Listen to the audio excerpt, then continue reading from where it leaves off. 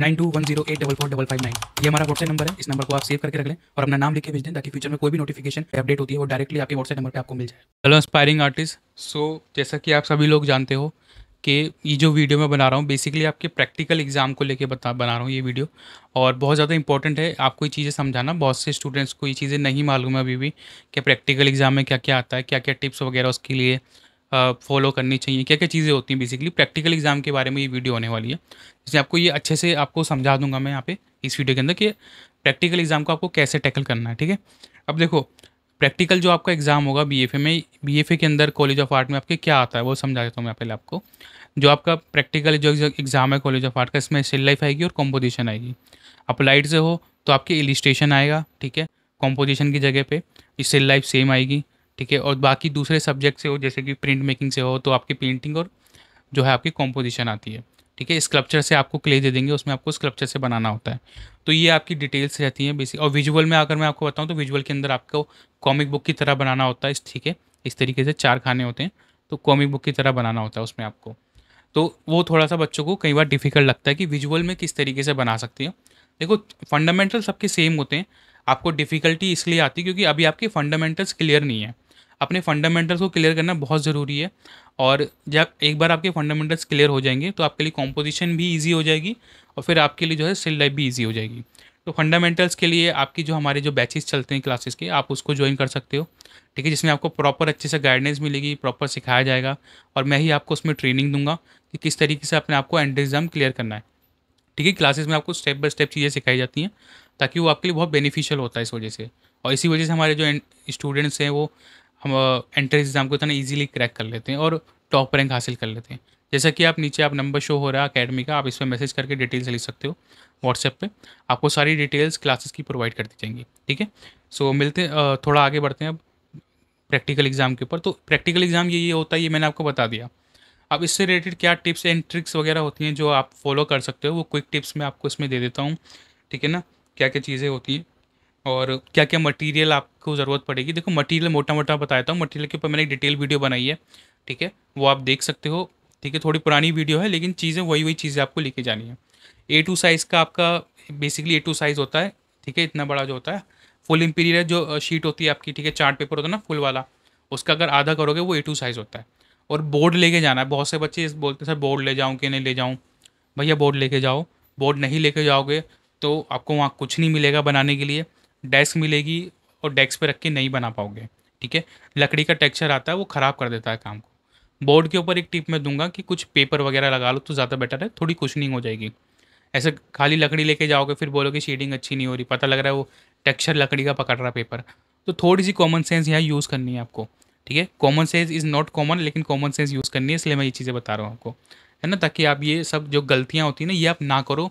गलतियों से बचना बहुत ज़रूरी है, ठीक है। पेंसिल वगैरह आप घर से शार्प करके लेके जाना, वहाँ पे जाके टाइम वेस्ट मत करना पेंसिल वगैरह शार्प करने के लिए। पेंसिल आप कोई सी भी ले लो, आर्ट लाइन की ले लो, डोम्स की ले लो, ठीक है, जो आपके बजट में हो आप वो पेंसिल ले लो, ठीक है, वो आपके बजट के ऊपर है। पेंसिलें जो आपको लेनी है ग्रेफाइट पेंसिल लेनी है। बहुत से बच्चे चारकोल की डिमांड करते हैं, भैया चारकोल मत लो। अगर पेपर में लिखा भी है कि चारकोल से बनाना है तो भी ये जो चारकोल से आपका ऑब्सेशन है ना, प्लीज़ उसे ख़त्म करो। चारकोल से मत बनाओ क्योंकि चारकोल से आप अभी हैंडल नहीं कर पाओगे। पेंसिल से आप इजीली वैल्यूज़ को निकाल सकते हो। चारकोल इतना ईजी नहीं है कि आप उसको हैंडल कर पाओ, ठीक है ना। चारकोल से वैल्यूज़ निकालना थोड़ा सा डिफ़िकल्ट पड़ जाता है। चारकोल से आपको प्रॉपर थोड़ी एडवांस ट्रेनिंग चाहिए चारकोल से बनाने के लिए, ठीक है। हालांकि चारकोल से कॉलेज ऑफ आर्ट में नहीं आता है, चंडीगढ़ में ये ऑप्शन होता है।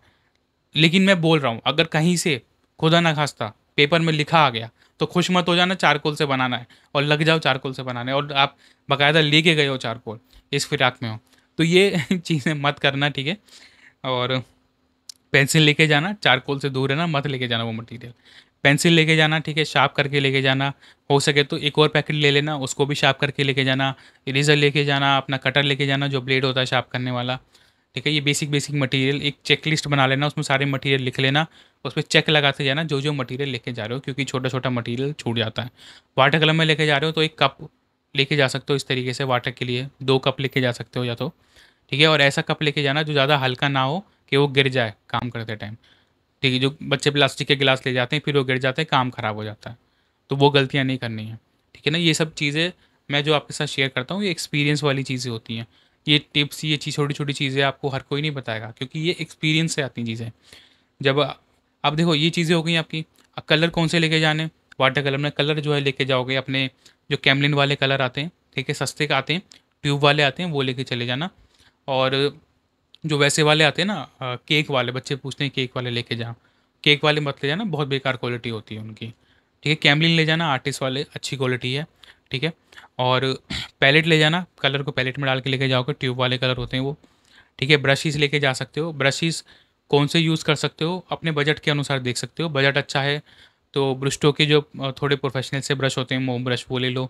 बजट कम है तो फाइनेट वाले जो ब्रश आते हैं 250-300 के अराउंड, वो वाले ले जा सकते हो। ठीक है, और एक पानी की बोतल रख सकते हो साथ में, हालांकि पानी इजीली मिल जाएगा वहाँ पे, कोई दिक्कत नहीं होगी। तो ये सब चीज़ें हैं। और फ़ोन अलाउड नहीं होता है, पहले हमारे टाइम पे होता था, अब नहीं होता है। ठीक है, तो फ़ोन बैग में रख के लेके जाओगे। तो ये कुछ कुछ चीज़ें हैं जो मैं बता रहा हूँ आपको। ठीक है, अब वाटर कलर में आपके क्या क्या मटेरियल हो गए। ठीक है, आपके कलर कलर का सारा सामान हो गया। ठीक है, और पेंसिल कलर बच्चे पूछते हैं वो नहीं यूज़ करने हैं, वो चीज़ का आपको ध्यान रखना है। ओके, और जो इलिस्ट्रेशन वर्क होता है ना आपका, इलिस्ट्रेशन जो आता है आपका अप्लाइड में, इलिस्ट्रेशन के अंदर आपको आउटलाइन करनी होती है। कॉम्पोजिशन वही होती है सेम, बस उसमें आउटलाइन करनी होती है, ब्लैक पेन से आउटलाइन करनी होती है। वाटर प्रूफ पेन आपको रखना पड़ेगा ब्लैक के लिए, है ना। और बाकी के जो आपका एग्ज़ाम है विजुअल के लिए, विजुअल के लिए आपको थोड़ा सा आपको कॉमिक बुक्स वगैरह पढ़नी पड़ेंगी। ठीक है, कॉमिक बुक की तरह बनाना होता है, थोड़ा कैमरा एक्शंस, इन सब चीज़ों की समझ होनी चाहिए आपको। तो उसके लिए कॉमिक बुक देखो तो उससे थोड़ा आइडिया लगेगा किस तरीके से उसमें स्टोरी टेलिंग करनी होती है। एक तरीके से आपको स्टेप बाय स्टेप आपको पूरी स्टोरी दिखानी होती है। और कॉम्पोजिशन जो होती है, पेंटिंग इलिस्ट्रेशन दोनों सेम ही है। उसके अंदर डेली लाइफ का टॉपिक दे देंगे कि या तो चाय वाला बनाओ, रेलवे बनाओ, ठीक है, या फिर आर्टिस्ट का स्टूडियो बनाओ, इस तरीके से दे सकते हैं। ये स्कूल बनाओ, तो वो आपको बना लेना है। ठीक है, उसमें आपको फिगरेटिव वगैरह की स्टडी करनी पड़ेगी। ठीक है, उसमें अनॉटमी वगैरह आनी चाहिए, फिगरेटिव बनाना आना चाहिए। इमेजिनेशन से बनाना है तो उसके लिए लाइव स्केचिंग करो। फिगर्स को जो है रट लो, इतनी बार बनाओ कि उस वो आपके रटने में आ जाए। प्रपोर्शन सही रखो, ऐसा नहीं कि हाथ पैर बड़े हो गए, मुंह छोटा सा हो गया। बच्चे यही गलती करते हैं, तो मुंह बड़ा कर देंगे या मुंह छोटा कर देंगे, फिगर बड़ी कर देंगे, पैर लंबे कर देंगे, हाथ छोटे कर देंगे। तो ऐसे नहीं करना है आपको। ठीक है, फिगर का प्रपोर्शन आपको सही से रखना है। ठीक है, अच्छे से रखना है, वो चीज़ें आपको ध्यान रखनी है। और उसके लिए देखो मैंने बहुत सारी वीडियोज़ बना रखी हैं, क्या क्या बनाना है, कैसे कैसे बनाना है। चैनल को थोड़ा सा स्क्रॉल करो, वीडियोज़ पड़ी हुई हैं वो देखो, इम्प्रूव करोगे काम। ठीक है, और अगर आपको अच्छे से ट्रेनिंग लेनी है तो हमारा रेगुलर बैचेस को ज्वाइन करो। आपके जो अगस्त में एग्ज़ाम होने वाले हैं उसमें आपको प्रॉपर अच्छे से ट्रेनिंग दी जाएगी, सब कुछ सिखा दिया जाएगा अच्छे से। ठीक है, कोई भी कमी नहीं छोड़ी जाएगी आपकी। और सारी चीज़ें प्रॉपर अच्छे से सिखा के कि आपको अनॉटमी कैसे करनी है, फिगर कैसे बनानी है, सब आपको उसमें कवर हो जाएगा, स्टिल लाइफ वगैरह सब कुछ। ठीक है, तो ये हो गया। और स्टिल लाइफ के अंदर आपको जो है ऐसे 45 के एंगल में शेडिंग करनी होती है। बहुत से बच्चे बोलते हैं हम क्रॉस हैचिंग करेंगे, क्रॉस हैचिंग मत करना प्लीज़। क्रॉस हैचिंग अभी नहीं कर पाओगे, थोड़ा एडवांस हो जाता है वो, तो क्रॉस हैचिंग ना करना। ठीक है, उसमें आपको एक ही एंगल में शेडिंग करनी है, इस एंगल में 45 का एंगल, बस। ज़्यादा कॉम्प्लिकेटेड उसको नहीं बनाना है क्रॉस हैचिंग करके। ठीक है, तो ये चीज़ें आपको समझनी है। मैं इसमें बहुत सारी चीज़ें ऐसी बता रहा हूँ आपको जो कि आपको नहीं करनी है, क्योंकि आप वही करके आओगे एग्ज़ाम में। ठीक है, तो क्या करने से ज़्यादा बेटर है कि क्या नहीं करना वो आपको पहले पता हो, ताकि ये जो रिस्क आप लेते हो ना वो बच जाए। क्योंकि बहुत से बच्चों को समझ नहीं होती है और बहुत से बच्चे क्या करते हैं, रंगीला के कलर उठा के ले गए, कुछ भी कलर, पोस्टर कलर ले गए, कुछ भी कर रहे हैं, सुध बुध खोए हुए हैं। तो वो चीज़ें आप, वो उन चीज़ों से आपको बचना है। अगर आप मेरे चैनल पे आप सब्सक्राइबर हो, आप देख रहे हो, तो एटलीस्ट इतनी नॉलेज आपको होनी चाहिए। बिकॉज वीडियोज़ मैंने इतनी सारी डाली चैनल पे, अगर आप देखने बैठोगे तो आपको ऑलरेडी बहुत सारी नॉलेज वहाँ से मिल रही है, बेसिक नॉलेज। और अच्छे से ट्रेनिंग करने के लिए हमारी जो क्लासेस होती हैं आप उसको ज्वाइन कर सकते हो, उसमें अपनी इंप्रूवमेंट कर सकते हो, है ना। तो कहीं से भी आपको छोड़ा नहीं गया हुआ है ना, कहीं से भी आपको खाली नहीं छोड़ा हुआ कि भाई ये चीज़ आपको समझ में नहीं आ रही है। तो ये चीज़ आपको अच्छे से समझ लेनी है। ये पूरा ओवरऑल जो भी आपका मैं आपको यहाँ पे समझा रहा हूँ कि ये तरीके से आपको अपनी ट्रेनिंग लेके चलनी है। ओके, और ये चीज़ आपको ध्यान रखनी है कि जब भी आप एग्ज़ाम दे रहे हो, घबराना नहीं है एग्ज़ाम के अंदर। जब आप एग्ज़ाम हॉल में बैठे हो, बच्चे घबरा जाते हैं, परेशान हो जाते हैं, तो उस घबराहट से बचना है। लंबी लंबी सांसें लो, घबराहट हो रही है तो, ठीक है, ऐसे ऐसे करके 2-4 बार लंबी सांस लो, थोड़ी घबराहट निकल जाएगी। एक रफ़ पेपर लेके जाओ, उसमें थोड़ा रफली ड्रॉ करो, ऐसे ऐसे थोड़ा हाथ को गर्म कर लो, है ना, ताकि जब इतना भी गर्म मत कर लेना कि थक जाए हाथ, फिर बाद में हाथ ही नहीं चल रहा है। थोड़ा-सा हल्का सा, थोड़ा-सा हाथ मूवमेंट में आ जाए, ठीक है? इस तरीके से थोड़ा लाइन वाइन प्रैक्टिस करके उसमें ऐसे शेडिंग की, फिर जो आप स्टार्ट कर देना अपने एग्ज़ाम को। और जब आप एग्ज़ाम दे रहे हो, एंट्रेंस की तैयारी कर रहे हो, मतलब आपका जब एग्ज़ाम होने वाला हो, तो आपको ज़्यादा फालतू टाइम वेस्ट नहीं करना बच्चों से, आपस में आप बातें कर रहे हो, ठीक है? मतलब बातें करो थोड़ी बहुत, लेकिन ज़्यादा कन्फ्यूज़ नहीं होना है आपको, ठीक है? कि आप बात ही बातें कर रहे हो, आपका एग्ज़ाम में ध्यान नहीं है। एग्ज़ाम पे अच्छे से फ़ोकस करके जाना है आपको, ठीक है? और एग्ज़ाम से 1 दिन पहले ज़्यादा प्रेशर नहीं लेना, ज़्यादा काम नहीं करना, ज़्यादा कि आप, क्योंकि ज़्यादातर अगर आप क्या होता है, अच्छे से नींद लेके जाना, ठीक है? एग्ज़ाम से पहले अच्छे से 8-9 घंटे की नींद लेना, अच्छे से खाना, बादाम-वादाम खा के जाना, कोई परेशानी नहीं होगी, अच्छे से एग्ज़ाम दे पाओगे।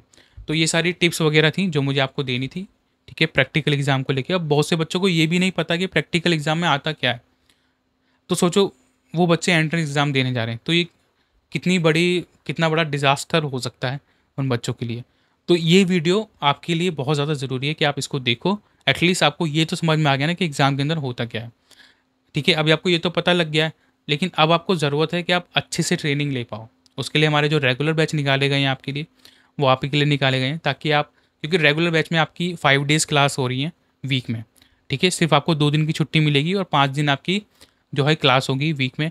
आप रेगुलर क्लास होगी, एक के बाद एक क्लासेस बैक टू बैक होंगी, ठीक है? एक्स्ट्रा क्लासेस हो रही हैं इस वजह से, ताकि आप अपना काम इम्प्रूव फटाफट कर पाओ। और 2 महीने की तैयारी आप 1 महीने में कवर कर लो, ठीक है? और ज़्यादा ही कर लो बल्कि उससे।